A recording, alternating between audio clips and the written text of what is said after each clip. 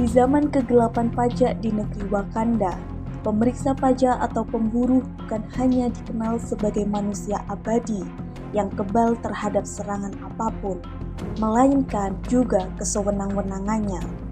Pemburu adalah orang yang tak kenal ampun, apalagi pada orang utan alias wajib pajak.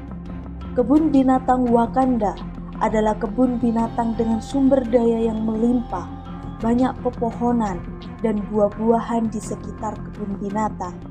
Hewan-hewan yang tinggal di situ, termasuk orang utan, boleh mengambil sesuai kebutuhan.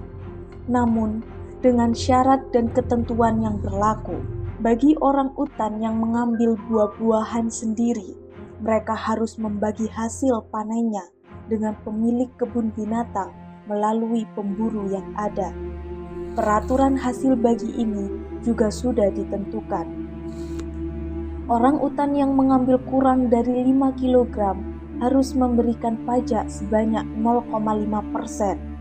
Namun, bagi mereka yang bisa mengambil lebih dari 5 kg harus memberikan sebanyak 25% dari hasil panennya. Pemilik kebun binatang ini sebenarnya meminta buah yang mereka ambil karena harus dibagi dengan penghuni kebun binatang lainnya, dengan harapan tidak ada yang kelaparan, baik hewan di dalam kandang maupun petugas-petugas yang bekerja di kebun binatang. Namun sayangnya, pemburu ini mengambil keuntungan dari peraturan itu. Pemburu tidak pernah menimbang hasil panen orang utan dengan benar. Dia juga tidak segan bersekongkol dengan pemandu kebun binatang untuk menekan orang utan sehingga membayar pajak lebih besar dari yang seharusnya. Orang utan yang menyetorkan sedikit buah pun juga kena marah habis-habisan. Tidak jarang pula, pemburu memukulnya dengan senjata. Sementara itu, orang utan yang bisa memetik buah dengan jumlah besar juga akan diperas habis-habisan. Orang utan dibuat bingung dengan bagaimana cara menyetor hasil panen dengan baik dan benar. Namun, pemburu tidak pernah menjelaskannya.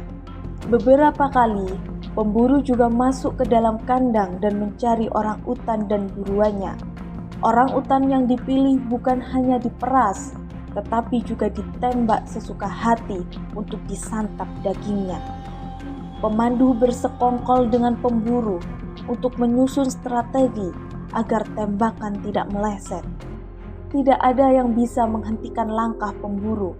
Alhasil, buah yang diterima kebun binatang pun juga tidak sesuai karena habis dimakan oleh pemburu dan kroni-kroninya.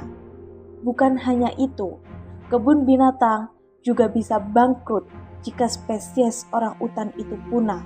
Pasalnya, tidak semua hewan di kebun binatang yang bisa mencari makan sendiri. Beberapa lainnya masih ada yang menunggu diberi makan, seperti hewan yang masih kecil, hewan yang sakit, hewan pemalas pun juga ada di dalam kebun binatang. Jika demikian, bisakah orang utan alias wajib pajak mencapai zaman kemilau dunia pajak? Nantikan kisah selanjutnya.